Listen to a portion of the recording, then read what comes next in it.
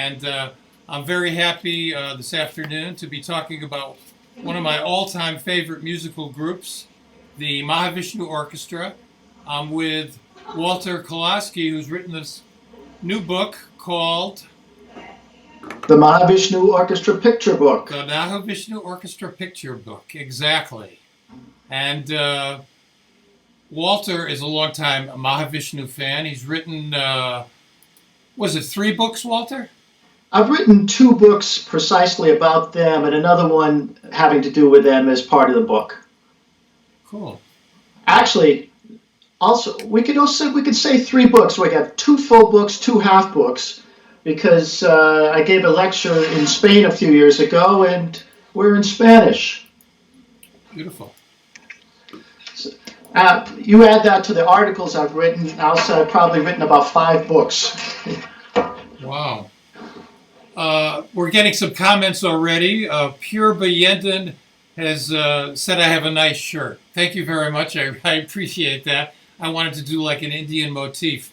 So I was very lucky live in New York in the early 70s. I heard the Mahavishnu Orchestra live a couple of times. I had seen John McLaughlin with the Tony Williams Lifetime, which was the loudest group I ever saw. That was my introduction to John. And then, of course, I heard him on In a Silent Way and Bitches Brew. And then when he formed the Mahavishnu Orchestra, I saw them live. And as it turns out, not in the city, but at Wesleyan University. You know, some concerts, some events stay with us our entire lives. And that was certainly one of them.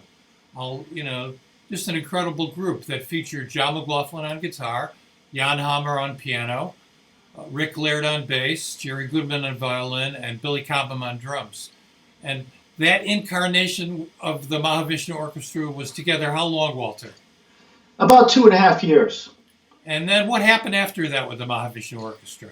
Then they formed a larger aggregation of 11 members, featuring John, and the other main person was Jean-Luc Ponty, but it had Michael Walden on drums and Gail Moran on vocals, Ralph Armstrong on bass. They sort of formed the core of that second unit, which was a much larger band. Then, as the economies became a problem, the band shrunk, eventually becoming a quartet. That's really the first 3 incarnations of that band in the 70s.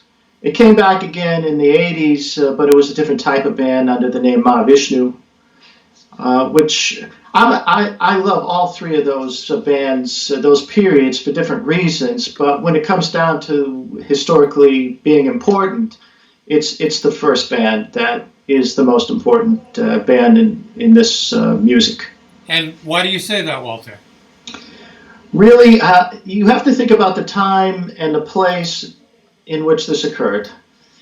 There was experimentation going on, but nobody had quite gotten the knack of combining jazz music, the sensibilities of jazz, with the rock music of the day. And when it came to Mahavishnu, of course, there were other elements, the Indian classical musical element that was part of it. And also, and one of the reasons that I wrote this book, the picture book, is there was this, the time was very visual. If you really think back to those days, but especially Mahavishnu, you had 5 distinct looks on stage, 5 distinct sounds. That music could only have happened with those people at that time in that place in history. It was a perfect storm for that to occur. It couldn't have occurred at any other time, in my opinion. And that particular group, the original incarnation, released 2 albums, Intermountain Flame and Birds of Fire. They did a 3rd album at Trident Studios in London that was never released at the time. It came out in what, the 90s, the late 90s?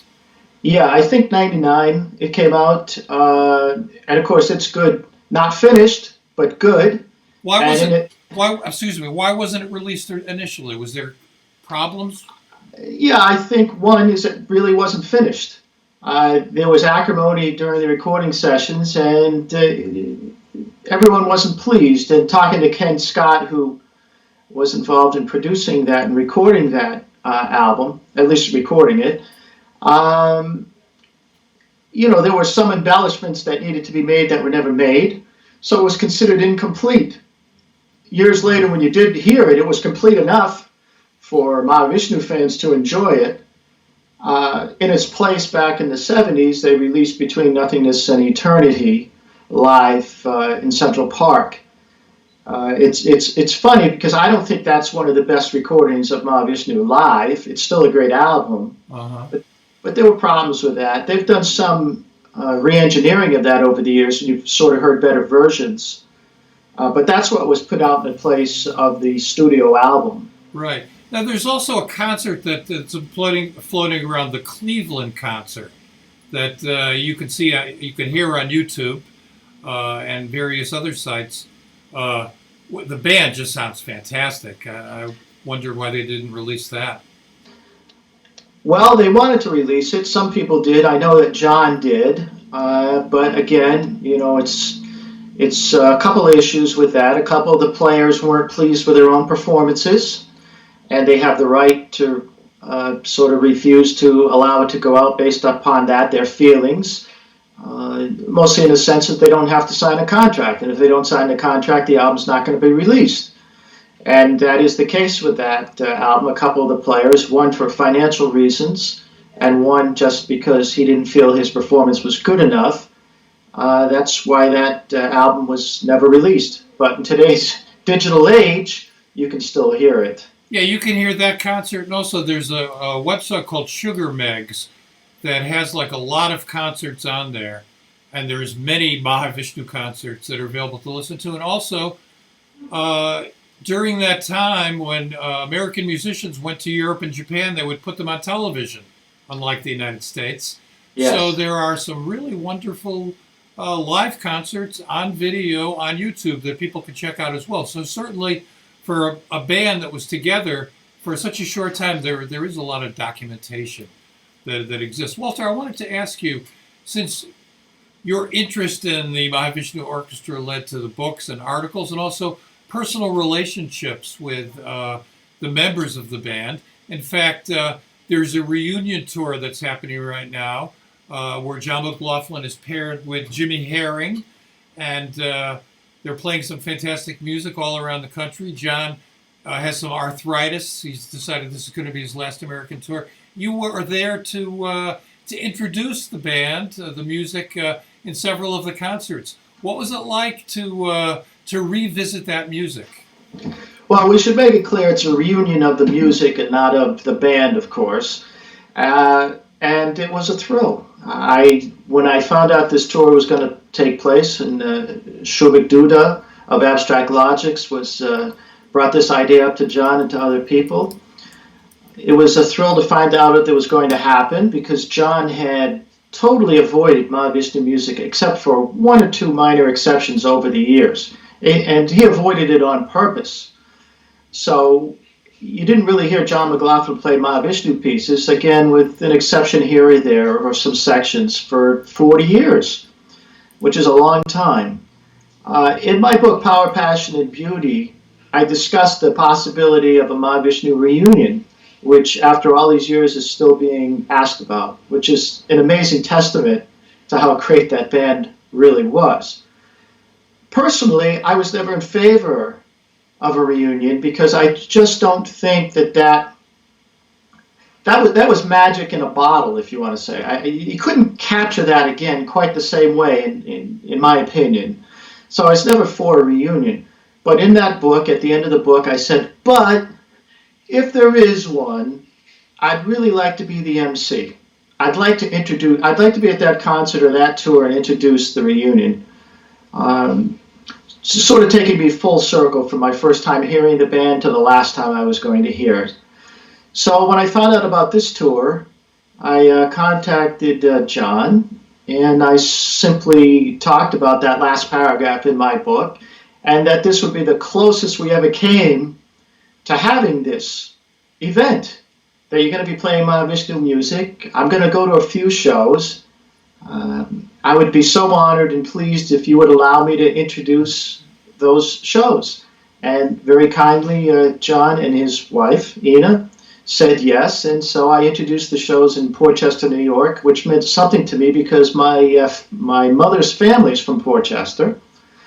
Also down in Cranston in the Providence area, and finally in Boston I introduced the shows, and it was a thrill. I bet it was. Getting a couple of comments here. First of all, Mark comments, nice coffee mug, Walter.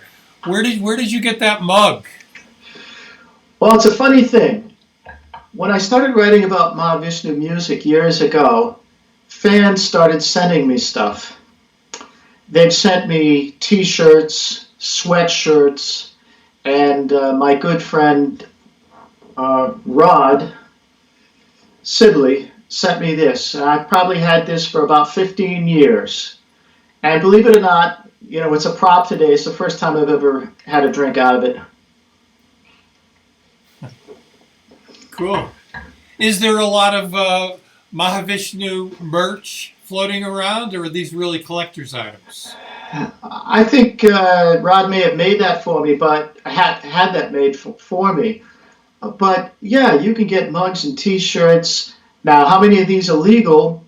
I don't know. I'm sure that John or members of the Mahavishnu see squat from these purchases, as they see squat from all the downloads and everything that happens these days. It's just the way it is. Yeah. But I'm sure there's an underground Mahavishnu economy.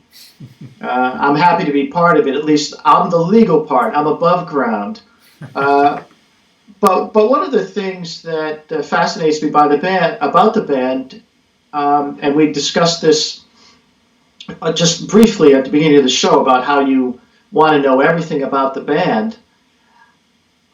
I believe in order to understand what was happening, you do need to know everything. So one of the projects that I've been working on really intently with the help of others, in particular my friend Ted McCallion, but other people who contribute here or there, is this gig list that I have on my website, which is just my name.com. And at that website, I am trying to chronicle every single concert the original Mahavishnu Orchestra ever gave. I am fascinated by the posters that were created by college students, the ads that were created by college students or artists at the time. Because as you know, concert posters are an art. I would say this was sort of the apex, for the late 60s. You look at all those Grateful Dead concert posters and all the stuff that was happening at Winterland and Bill Graham's places. Through the mid-70s was just a period of tremendous art. And when you look at some of this stuff, it is art. It's another fascinating aspect of the band and why I'm so tied into, or so I'm glommed into, my attention is glommed onto the visual aspect of this band.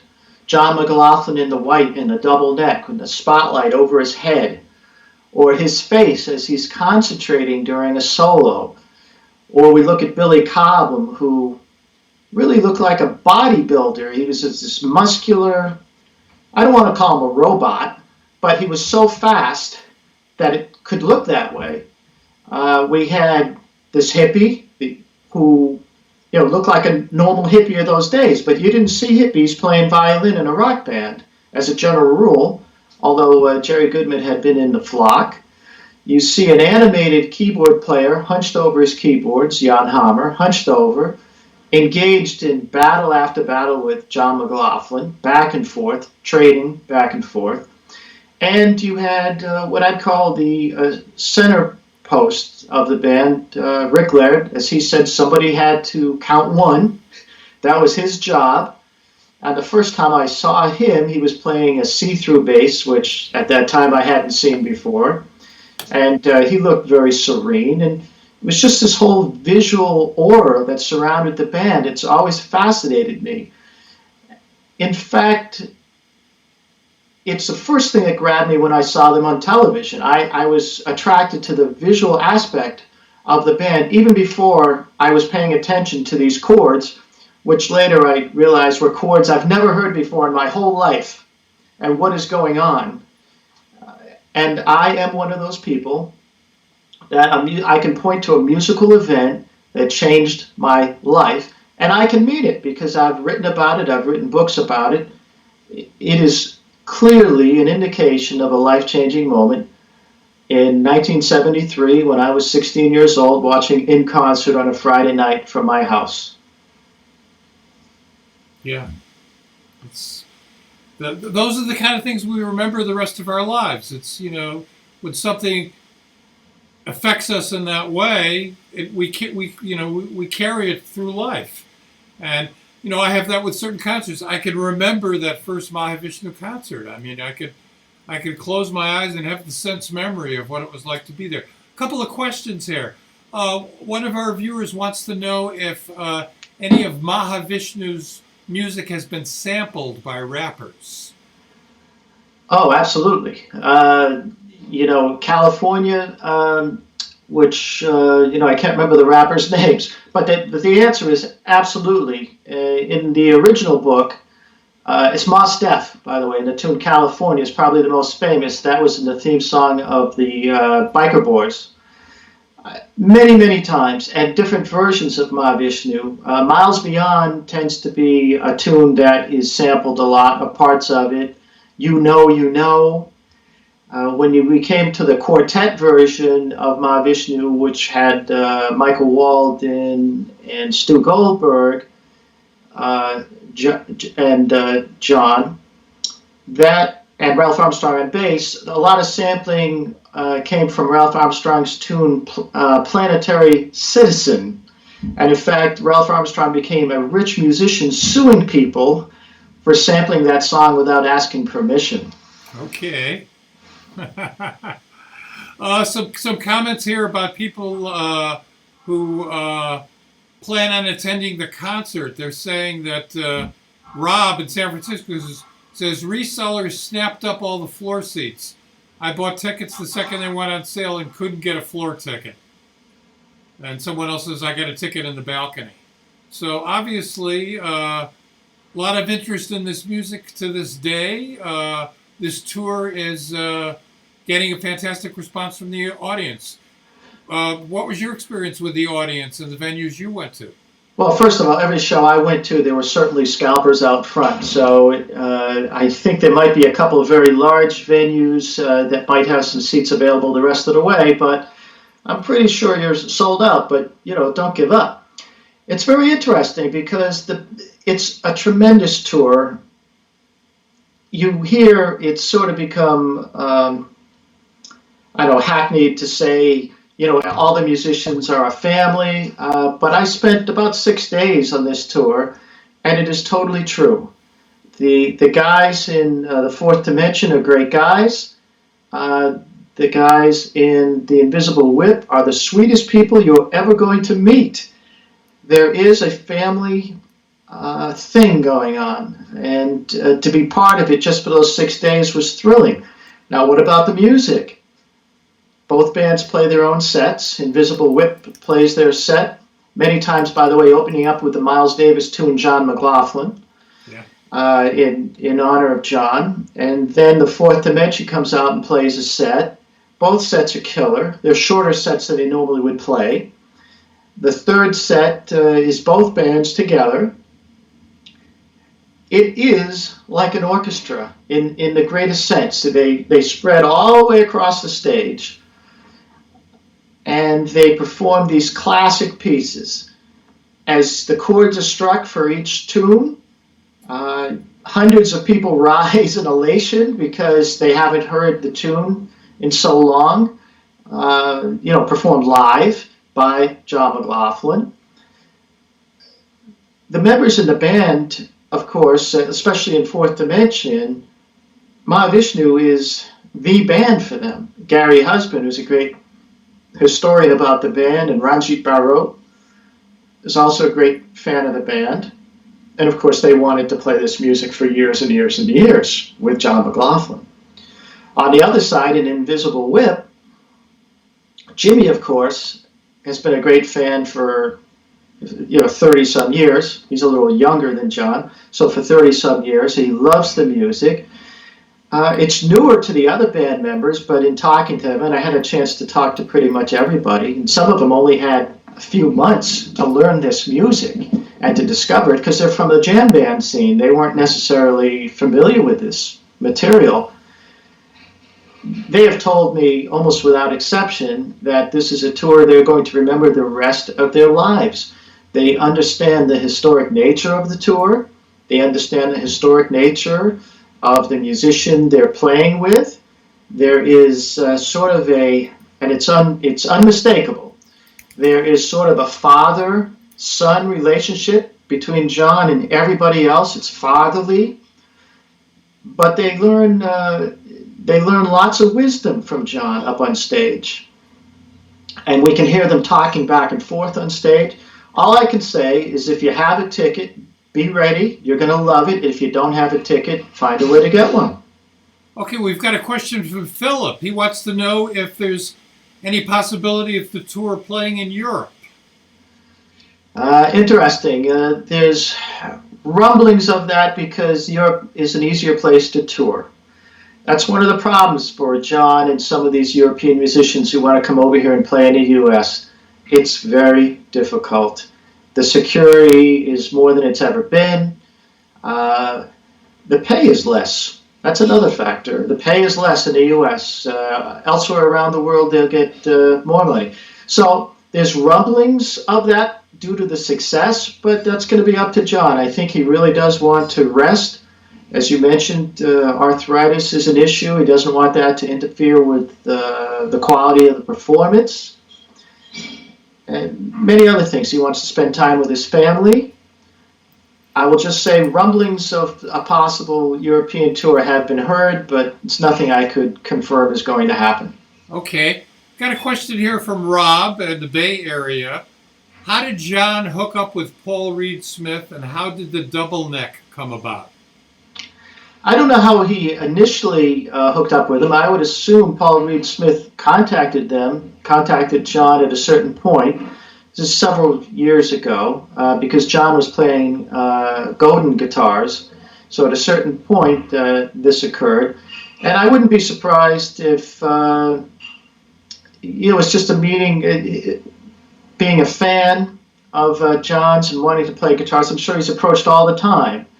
The interesting facet of this relationship, of course, is that double neck that Rob just brought up. That literally showed up just a couple of days before the tour. John hadn't had a chance to play it. He was up in Albany.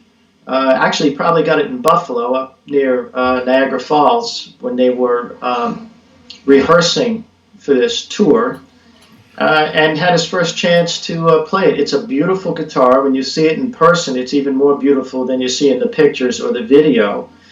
A couple of years ago, I think Paul Reed Smith had his 30th anniversary of the company down in Maryland. And he invited John to go down there and play with Jimmy Herring and Jeff Sipe and Dennis Chambers and some other players down there. They hit it off really well down there. And I believe that this is probably the place that Jimmy Herring and John really bonded, if I had to take a guess. They had known each other before that through Shovik at Abstract Logics, but they hadn't played together. That stuff is on YouTube if you want to go check it out. It's pretty fascinating stuff. And that has continued now. And you can see during this show, on this tour, you can see the reverence that all the members in Invisible Whip have for John McLaughlin, but especially Jimmy. You can be entertained just looking at Jimmy's face because the emotion is there. He's very touched by the whole thing and the honor of playing with John. And also, in his own personal experience, he sort of had a musical father in Bruce Hampton, who was a giant in the jam band scene, and he passed away. And you may remember this, he passed away on stage last year, and Jimmy was not too far away from him.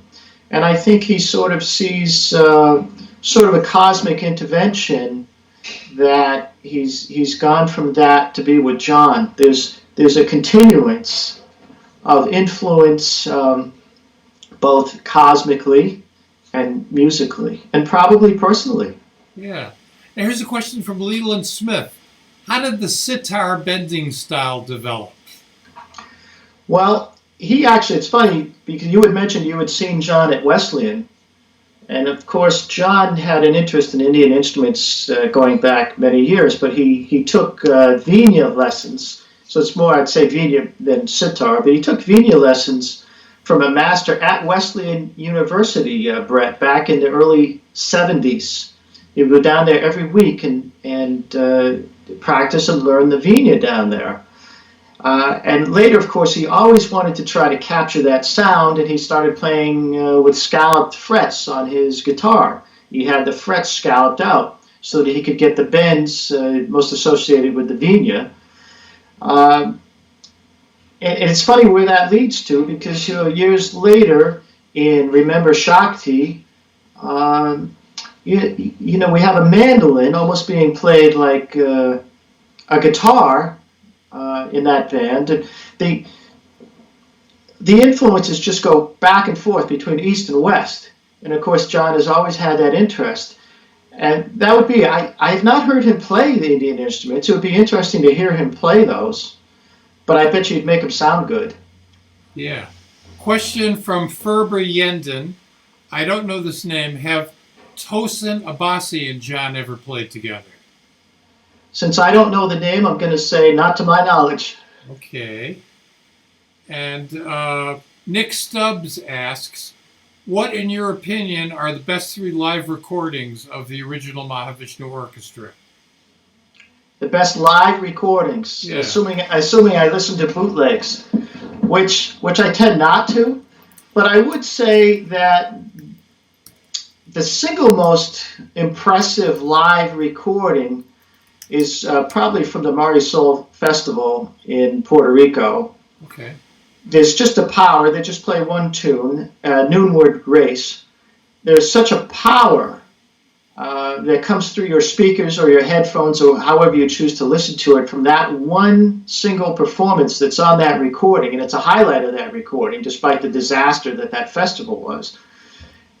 For the one recording, that's what I would pick. For an aggregation, if you can find the remasters of Live at Central Park, they're a big improvement over the initial live recording, and they're worth listening to because you get to hear Birds of Fire and some other tunes you normally didn't hear live.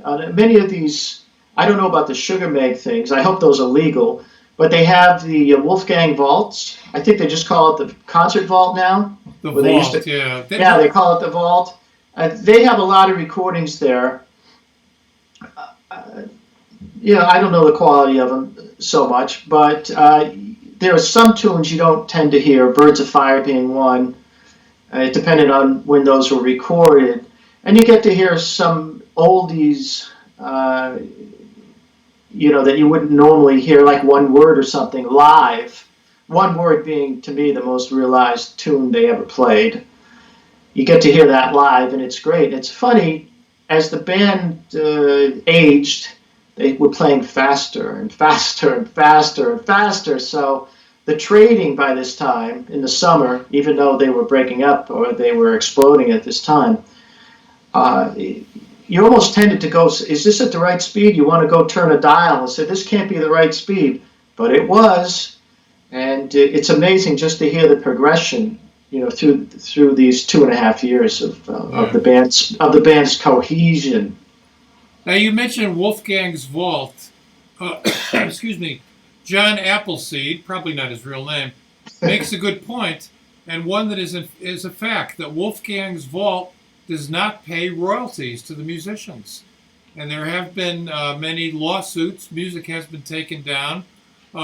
Wolfgang's Vault, the original recordings came from Bill Graham, the concert promoter who opened the Fillmore and the Fillmore East, and recorded a lot of concerts. A lot of board mixes ended up on there. And then George Wein, the great jazz promoter, had a company called Festival Productions, which was sold, I guess about 10 or 15 years ago. And somehow that content ended up on Wolfgang's Vault as well. Wolfgang Vault is owned by an attorney, so I guess he feels that he can negotiate his way out of any problems. But I've worked with the artist Sonny Rollins, and a number of his recordings are on Wolfgang's Vault. And to get them removed, a musician must pay legal fees, probably a lot more than they would get from the royalties of the music being streamed on there. So Yeah, that's right. The Mahavishnu material, and I believe there are some royalties, Brett, but they're minuscule, and they're only maybe to the writer, the composer. And I do know some musicians as well who have attempted to take legal action. What happens with those tapes were actually owned by Dinky Dawson, who was the sound engineer for a lot of these shows. And legally, he does own them. That's sort of the way that works. That's how they get away with that. So as far as the musicians go, it's just not that they don't get any money from that. But I've talked to John about this before. It's that, believe it or not, they would like to be in control of what people hear, because sometimes what you or I may feel is great, they feel is not great. This was not a good day for me, not a good day for my drummer or violin player, or whatever it happens to be. And so they're not too happy that these tapes are available. My own personal, the way I think about this is I don't listen to bootlegs, so I don't listen to any of that. I'm not interested in that. I never have been. Maybe at the very beginning, back in the 80s when you could get something on cassette and you couldn't see anything or hear anything. I'm not interested in that. I am interested in video and the visual. If it's not official release from the band, I'm really not that interested in it, personally. okay, we got a question from Sandy Trunks. There was chatter a short while back about a Santana McLaughlin reunion project. Does Walter know if that's still in the works? That sounds like it's dead. I'm aware of that conversation too, but you have two very busy musicians. I think it just didn't happen. No acrimony or anything as far as I know, but that project is not going to happen. But I'll never say never. We never know. Well, I think, isn't Carlos Santana in residence in Las Vegas now? He has a theater there and he plays. That's where he plays a lot. Yeah, he plays a lot. And, I think I'll tell our listeners and viewers a couple things about Carlos Santana that they may not know. I've had the good fortune to interview Carlos. I was amazed. He is a Mahavishnu historian. He does listen to bootlegs. He knows each and every bootleg. He can tell you his favorite solo took place in Osaka, Japan, in September of 1973. He knows everything about Mahavishnu. You'd be surprised. To me, there are some historians that I know that I would consider historians. One would be the musician Gary Husband. Another would be Carlos. Dennis Chambers, the drummer, to some degree. I have some friends, Marco Anderson, a musician out of England. These are people that I would call experts. Rod Sibley out of Michigan. I'm giving all these people a shout out. I don't want to leave anybody out, but those are sort of the main people that if I ever have a question about something, I will check with these people. Is this an accurate portrayal of this event, or did this happen? There's so much to learn about Mahavishnu still. I will die before I learn it all. Well, hopefully that's not going to happen for a long time, Walter. Question from Peepa Terry. Walter, what do you think of Mahavishnu Orchestra 2? I love it. The way that I've always described how I would place them is they weren't the greatest fusion band of all time because Mahavishnu 1 was. But I would put them in the top 5. I put them 4 or 5. We have Weather Report, Return to Forever, Headhunters, 11th House. And Mahavishnu 2 belongs there. Belongs in that pantheon of great bands. Albums were probably better than the concerts because, trying to get 11 people playing together, type of music was very difficult, and there were a lot of personnel changes.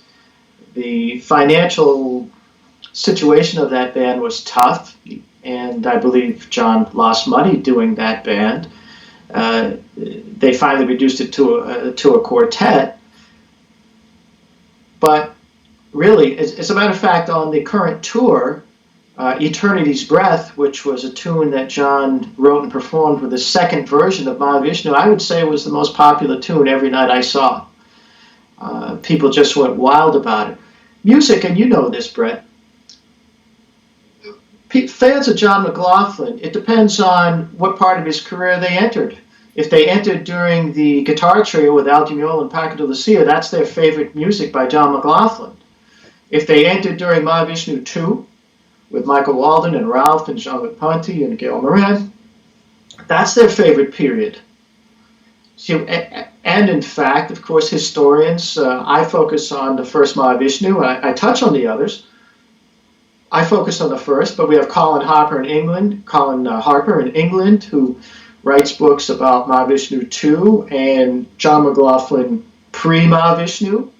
We have a lot of, as far as I'm concerned, the more material that comes out, the better. I don't see it as competition. I see it as a more to learn. And as I said, there's so much to learn that I find myself in here on the computer looking at archives or contacting archival departments all over the world until 1 o'clock in the morning, quite often. Well, to that end, here's a compliment from Arthur Shattuck, who says, I just want to compliment Walter for his knowledge and dedication, not only to the Mahavishnu Orchestra, but all of the Maestro's band. He is always available to answer my questions. Thanks, Walter. Well, thank you, Art. I ran into him at a couple shows, so I appreciate the comment. And it's for people like Art and thousands of others that I write, because we're not getting rich writing about jazz fusion music. We write for a niche audience. We try to present the history as best we can, and we try to keep the music alive. And the music is still alive. It's not selling in the numbers that it used to sell in, because now everything is 2 and 3 minutes, or 4 minutes at the most, with some vocals. I don't want to sound like the old guy complaining about all the modern music, but I guess that's what I am. Okay. But there are still some great jazz rock players and fusion and progressive players out there. In fact, there's a load of them. Yeah. We just need to find a way to get music to the most people that can appreciate that. Yeah, absolutely. Now, to further that thought, question and comment from Mark, who says, many people feel that what Mahavishnu was doing in 71 was truly groundbreaking. Do you think this was something McLaughlin and the other players were striving for? It's an interesting question. Yes and no. I think the groundbreaking started taking place a little before this, and I'm not quite so sure they knew what type of phenomenon they were involved with at the beginning. I think eventually they learned. And I've asked, Jan Hammer talked about, John Abercrombie passed away a few months ago, right. And Jan Hammer knew him well. And Jan had told me that when he was asked to be in Mahavishnu, he went to the first couple of days, and there was some sketches, some outlines of the music. And Jan, right after the rehearsal or these first practices to try to put things together, he took the sheets back to John Abercrombie to see what he made of them. And John Abercrombie said, I've never seen anything like this. What is this? It's like nothing I've ever seen in my life. And I think maybe about that time is when they started understanding.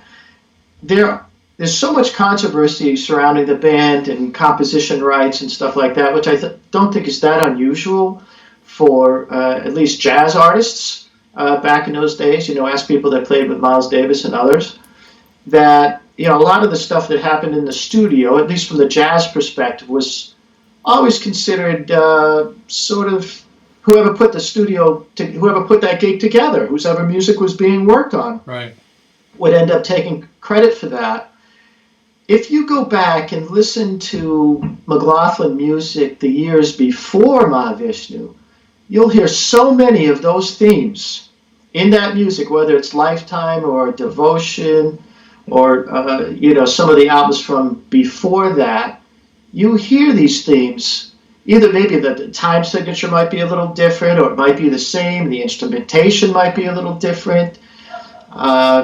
The tune Celestial Terrestrial Commuters, when the band first started playing that was known as Binky's Beam, which was a tune from Extrapolation that John McLaughlin had done. But in Mahavishnu, I think the joke was they just sped it up 11 times. Made it 11 times faster, and now it's Celestial Terrestrial Commuters.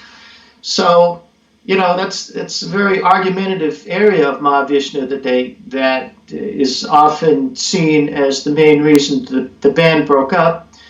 It's one of the reasons, but I also think the ultimate reason, and what I learned, is just sudden fame, unbelievable tiredness from constant touring.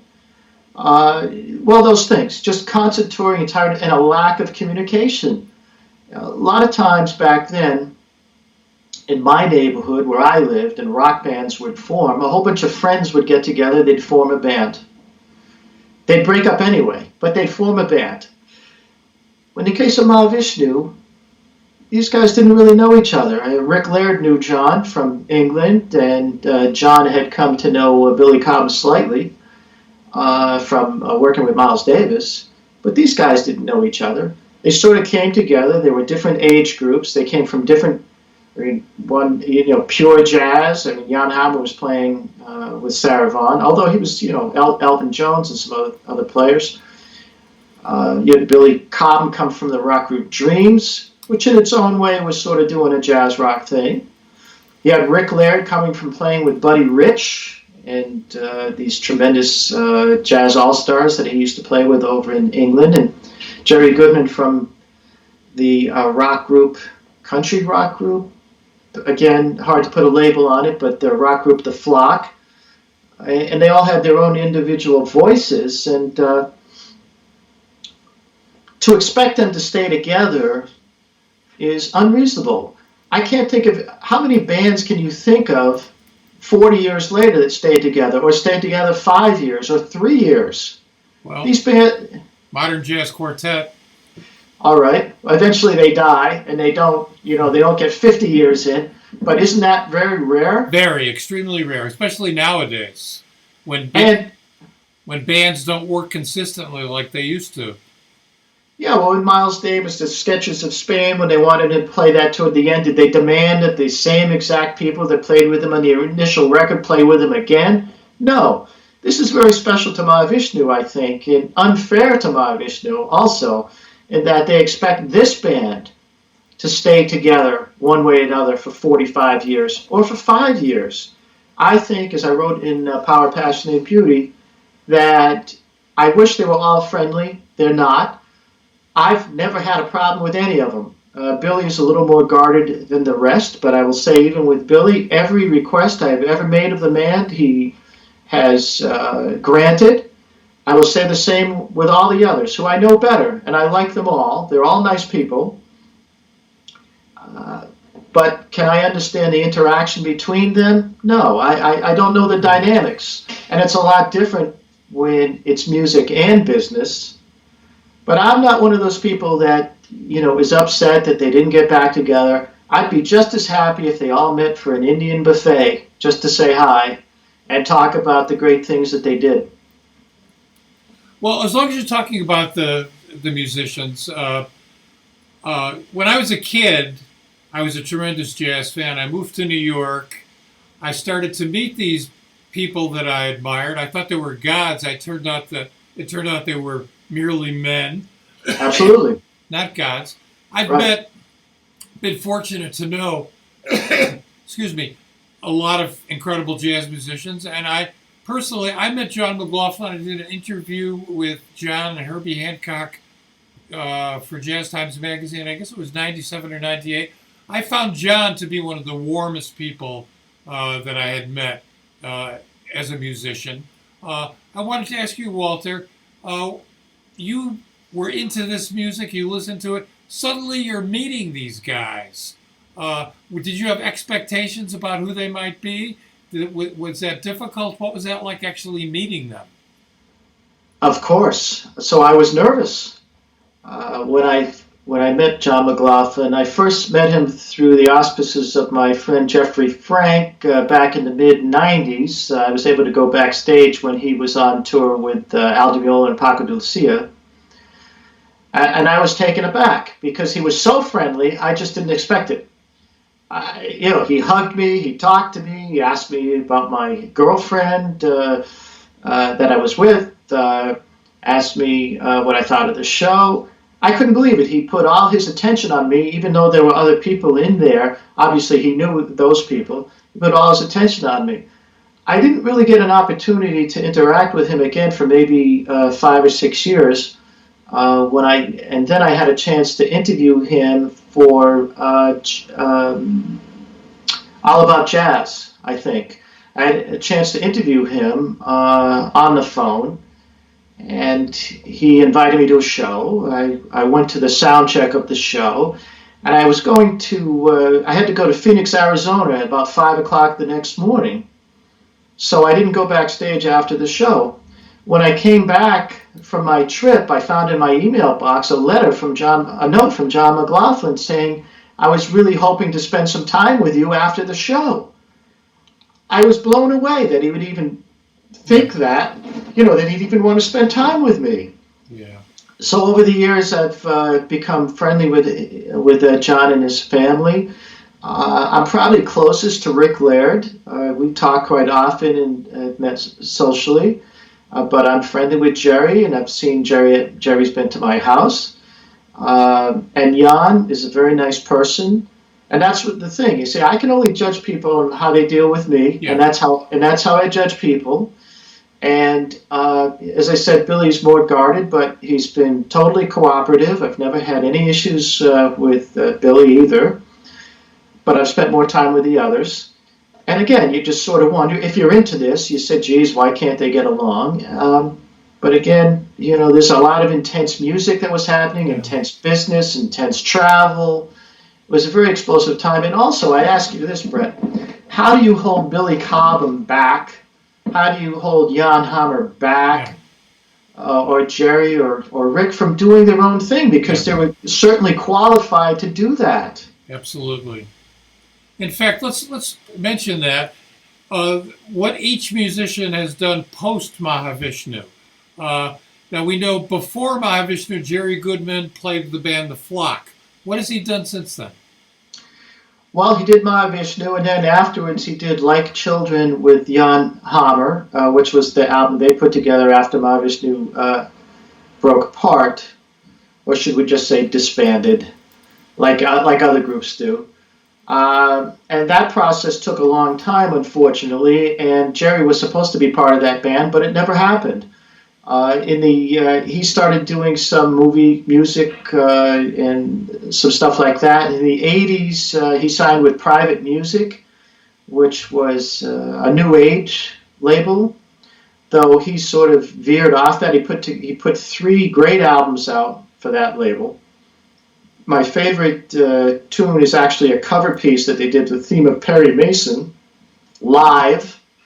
And just think of the horn section being played by violin, and you'll get an idea how great that is. And then he's played with the Dregs. He did some stuff with Shadowfax. But he hasn't really been on the scene as much as the other players. He lives in Oregon now. I speak to him relatively often, and I always enjoy speaking with him.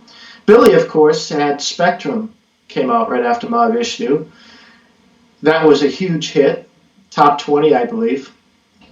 Certainly number 1 jazz on the Billboard charts at that time when we used to pay attention to that. He became quite the star. My favorite album that he put out is actually Crosswinds, which you might like better than maybe Spectrum 2. I don't know. We haven't discussed this, but it's more jazzy. It has more horns in it. It's beautiful.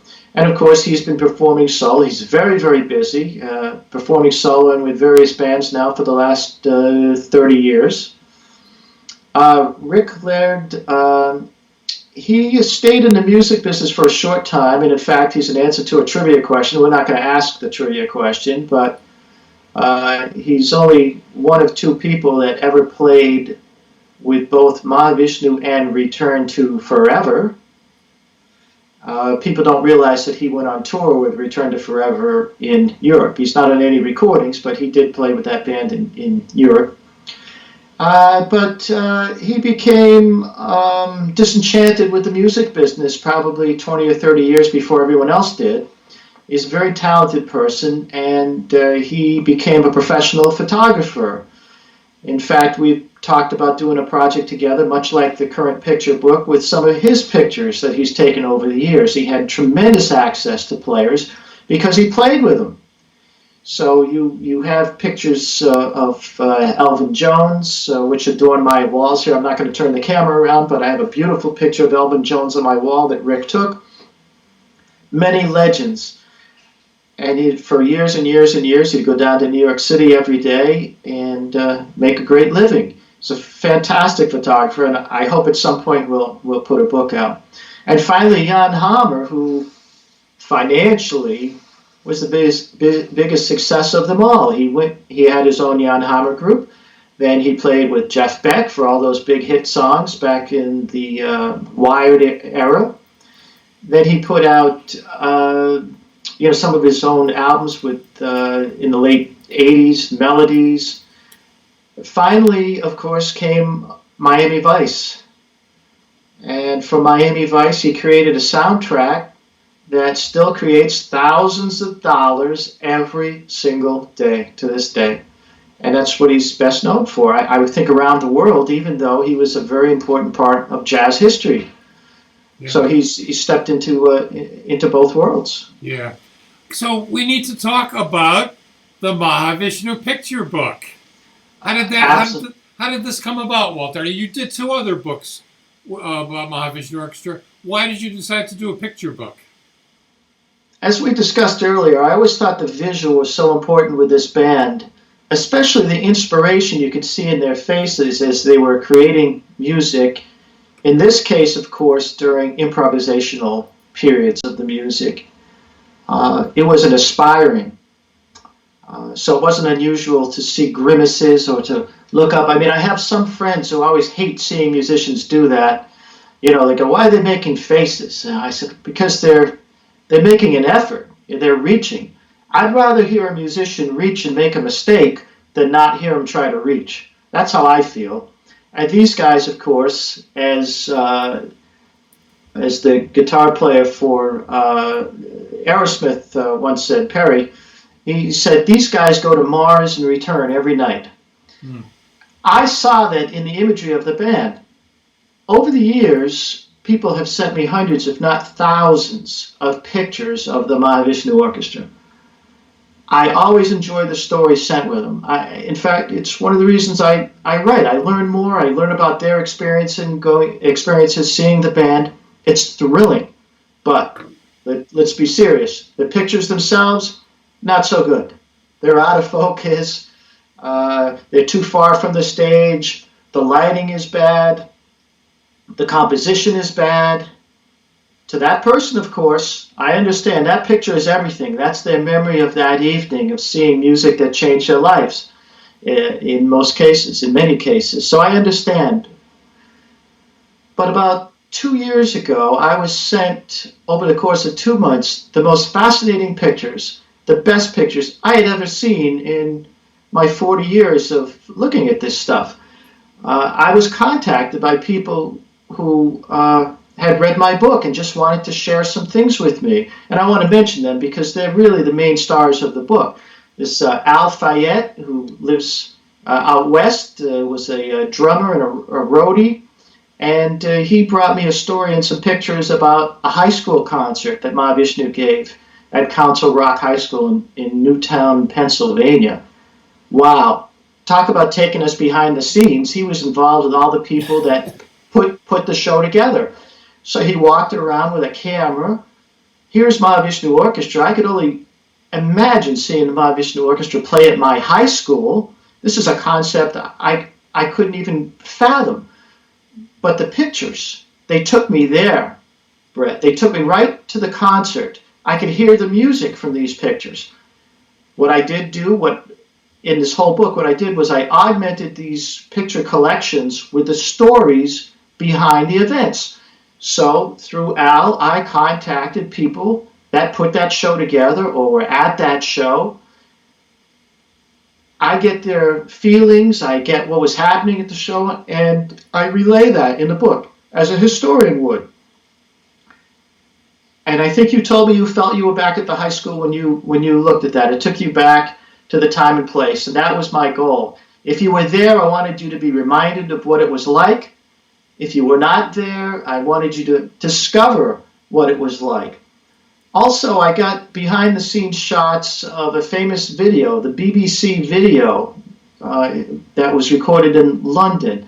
These pictures were taken at the sound check before the show, which is remarkable because what we've learned is that during sound check, Mahavishnu gave out as much effort as they would during a show. As John McLaughlin says, a sound check is a mini show. That's the way he looked at it. It is a show. Those pictures were taken by a legendary photographer for the Radio Times, which was England's version of TV Guide, Don Smith, very famous for being the one who would take all the pictures for Doctor Who, for instance. But he took all the pictures of the Beatles and everybody else, but he took it of Mahavishnu. I have all the behind-scenes events of that particular filming, which is amazing because the band was so loud, they literally knocked a BBC sound engineer off of his stool. The first chord that was hit. I give the whole behind-the-scenes story of that. Also in that chapter of the book, by the way, I have the only audio recording of an interview of the Mahavishnu Orchestra. It's the only one that exists. I got that through the auspices of Peter Matthews, a journalist from England and a musician, who interviewed them at that time, and kind enough, we spent 30 hours editing that because it was recorded during a busy breakfast. A fascinating chapter. Finally, in the book, we have pictures taken by somebody I've known for quite some time on the internet, Peter Durabito. This is the finest collection of Mahavishnu photographs I have ever seen. Words can't express how expressive these pictures are. If you're not influenced or inspired by these pictures, you cannot be inspired. It's that simple. He went and saw them in Germany when he was a student over there.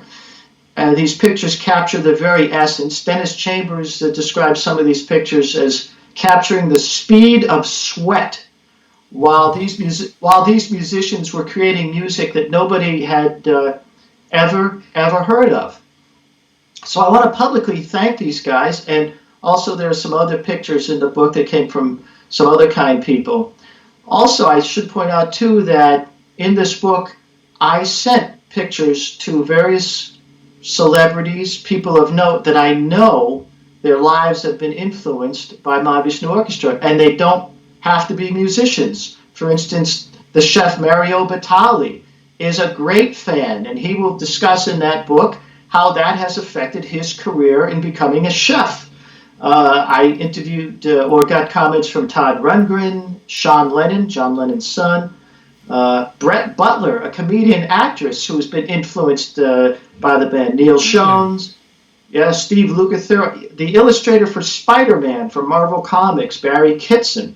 I've also contacted scholars from Harvard and other schools around the world that have been influenced, scientists that have been influenced just by the dedication that they saw in the Mahavishnu and how that affected them their whole lives. That's basically, in a nutshell, the picture book.